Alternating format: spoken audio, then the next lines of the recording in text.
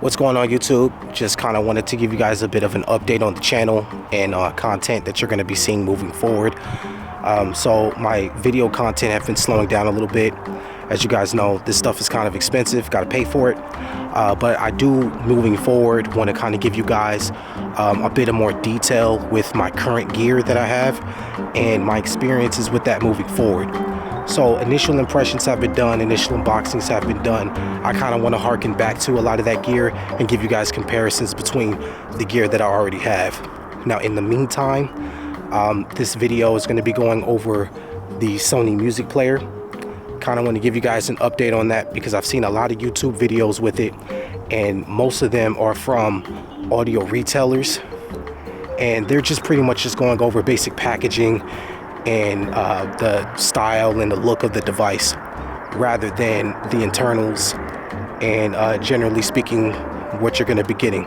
So I'm going to go over this device with a little bit more detail, and hopefully my new setup, you guys will enjoy that. Got myself a Sony ZV-1 camera here, and hopefully my quality and the reliability will be a little bit more stable and a little bit more consistent moving forward. So the first thing I want to do is preference this video by saying burn-in is complete BS with this device, in my personal opinion. Okay, so don't want to keep you too long, but let's go over the specifics here, and I'm going to give you my personal opinion on this device. So aesthetically wise, this thing is perfect for me. Aesthetic wise, it's a single piece of aluminum chassis with everything baked into it. The screen is very well visible in outdoor lighting. I have a matte clear screen protector here on it. They also offer glass, so it's accessory. It's not accessory rich, but it does have some accessories. I'm using a miter case with it to kind of give it some extra grip and protection so I don't damage that body. All buttons are placed to one side of the device. The case makes it a little bit difficult to identify because the impressions on the case aren't very pronounced, but once you kind of get used to fiddling with it, it's a little bit easier to deal with. The startup is it's a little slow. It takes some time. It's Android based. There is no single music mode on this thing, so you are reliant on the startup for the Android, and let's see how long that takes.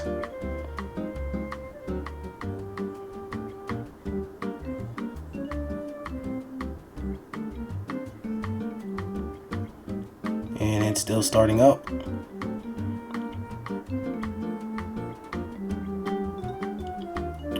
Alright, so now we're in there. Gets pretty bright, so like I said, you have no problems with visibility. There are a couple of different models for this thing. For whatever reason, Sony likes to space out their models, I guess to be in compliancy with certain laws and regulations or whatever. But the European and the US model, I believe, is capped for the volume, while the Chinese and the Japanese versions are not capped. And theirs is called something different. It's the 500 series instead of the 507 series. So that's something to keep in mind if you guys need a lot of power, or if you intend on using this thing for cans, then I would say get the 500 series rather than the 507, because that's going to make a very big difference, and I'm going to go through that here in just a moment. So you guys are pretty familiar with the Walkman application, how it's set up. It's kind of a four directional layout, where if you swipe up, you kind of get the settings for the equalizer and a few other things that I intend to go over here in just a second. You swipe to the right, you have your favorites. Swipe to the left, you go back to the recent tracks. I'm going to try to show this to you guys as best I can. And if you swipe down, you have some library settings. So it's pretty straightforward, nothing wrong with that. I'm going to swipe up here because this is what I want to focus on. So the very first audio setting that you'll see here is the equalizer. The equalizer has a couple of different settings. All of these settings are very good tuned, in terms of it does what you expect it to do. For the bright and the excited and the mellow and the relaxed sounds, they do exactly what you expect them to do. The only thing that was slightly weird about this that's different from, say, their Bluetooth options is there's no bass boost. There's no automatic bass boost option. That threw me off just a little bit, but you do have some of these two saved custom points there that you can use. Let me cancel that. So I am using a custom preset now that I've set up. This is my custom settings. So I'm just playing around with it. I wouldn't say I'm an EQ boss or anything like that, but I just kind of tweak it every now and again to try to get my most optimal preference. So if you guys want to give mine a try, go ahead and give mine a try. I'm somewhat of a bass head, so go ahead and check that out. Now the direct mode is when you're playing it from the direct source. That's the direct source file that you have for that particular soundtrack and or album, however way and whatever format that you have it in. Okay, so now we have the DSEE Ultimate. It reproduces the frequency response and the dynamic range of the original sound source accurately using AI technology. To be completely honest with you, this one doesn't make too much of a difference to me. I cannot tell the difference. Now, you can take that how you want to take it. I don't know if that's a testament to Sony or if that's a problem. That's up to you. You'll see it also on their phones. I do have a Sony phone, and I do see this also, and it just really doesn't matter or make too much of a difference when I'm streaming from a high quality stream or when I'm listening to music straight from YouTube, which is, you know, pretty much all over the place. The DC phase linearizer. This is another thing that really doesn't make too much of a difference to me. I'm not sure if this is supposed to have any effect on the upper range of frequencies, but for me it sounds like it's somewhat tuning the lower end. Now this could be all in my head, and I've stalled this review specifically because of that, because you know, to me it just doesn't do much, and for whatever it is doing, it's not enough to make me care about it. So whether it's on or it's off, it really doesn't matter to me, you know, whatever. And they have different types. And you'll see the frequency graph change as you switch through the different types. This is A low, and you'll see it kind of branch off from their original curve here that you have. I kind of have it on B standard. That's where I keep it at. Whether or not it's making a difference, I don't know. That's just where I got it at, because when I listen to it through my ears, that's kind of where it settles. So, you know, whatever with that setting. The dynamic normalizer, it minimizes the volume differences between songs. This is something that I like because I do not like treble very much. So if I'm able to control the sound frequencies a little bit and the volumes and don't have to adjust it too much like I do on some of my other players, then that to me is a good feature. This is something that I actually do use and do value. And for the last one is the vinyl processor. It recreates a warm, rich playback of a record on a turntable. Now, I've never listened to a turntable before, so for me, this doesn't make too much of a difference. I normally leave it off. And then sometimes if I do have it on, I've noticed with some tracks, it makes it sound a bit congested, and I end up having to try to up the volume even more. Speaking of the volume, let's go ahead and go through the volume settings and pretty much what you're going to have to look forward to with the volume. Everybody's ears hear differently, so you're going to have to try to find your happy medium. I have the volume set around 85. Now this is 85 balanced. So to me, that's good. There's 120 notches. 85 for me balanced is pretty good. Now that 85, I'm using that with pretty much all of my headsets. There are some where I have to boost it up to maybe 90, but that's only because it either has like a flat profile, kind of like a FIO. My FIOs, a lot of them have like a flatter profile. So I end up having to up the volume a little bit just so I can kind of feel a little bit more of that energy. but generally speaking, 85 balanced is my jam. Now when I'm not balanced, I have to up that volume maybe to about 100 to 110 on some sets. Most of my headsets are balanced, so it's not really an issue. If I was you, I would stick to balanced, but 110 to 100 is just fine for me, mainly because it just doesn't matter to me. As long as I'm able to get it there, I'm fine. And I'm using this mostly for personal audio. So if you guys don't have to hook this thing up to any other sort of system and rely upon the amplification coming from the device, then I would say that this is a great personal audio player. And I wouldn't use it for anything more than just personal audio. Anything outside of that, and it may not do what you want it to do. Now, the sound that you'll be getting from this is clean. Sony does a great job with its audio presentation. It's very clean. The bass is very clean. It's not congested, even though I do have the bass boosted like 4 notches on my setting.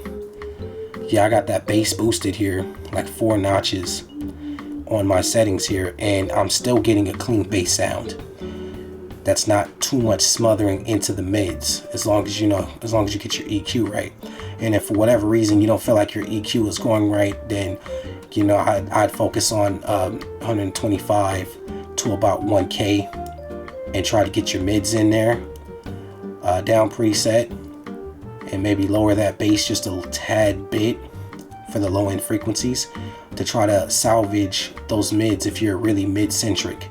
But for me, I value bass over anything, and the Sony player has such a sharp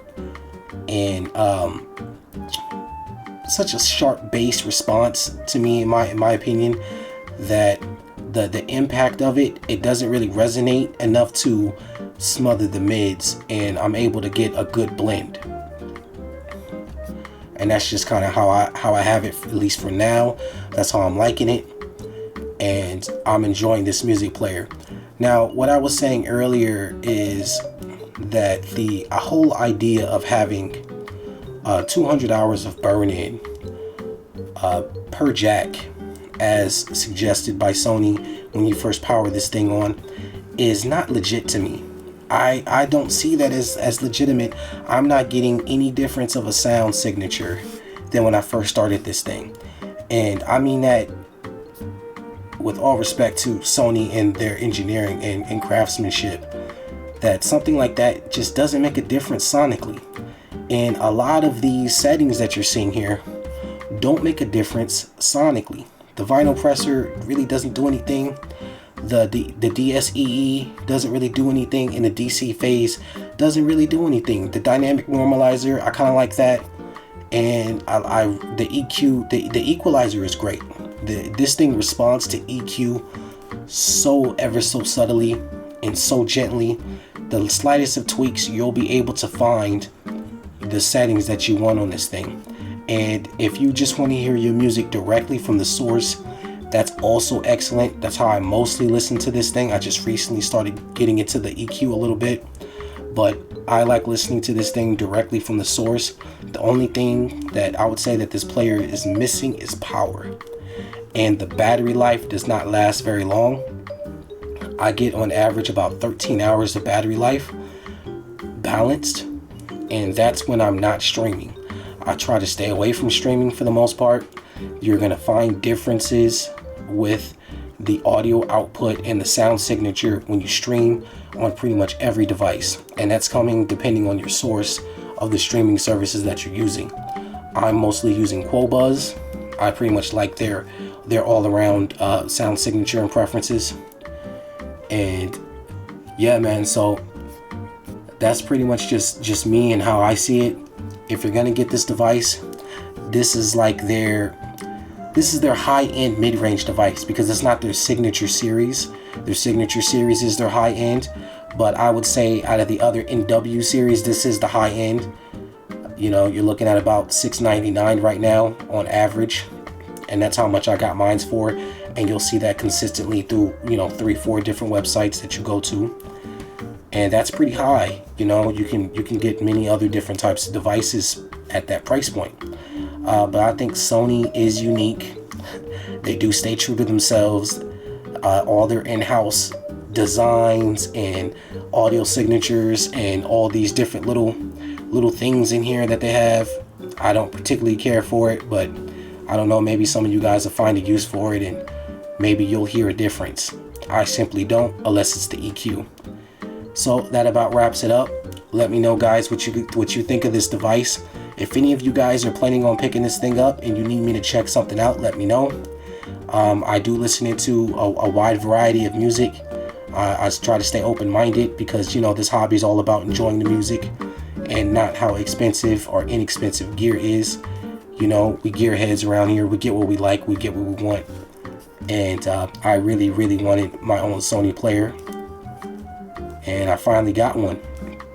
I've been told on forums, though, if you get the non-Android variant, then you'll be able to upload software or firmware to those other variants that will sound like another variant or a different series of Sony player.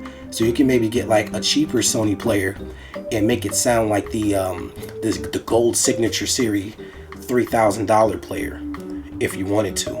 So I think that's pretty cool, man. There's a lot of mods and people doing like some cool stuff out there. This is not one of those, because like I said, this is Android based and you're stuck with that Android. And if that's something that bothers you, then yeah, don't do it.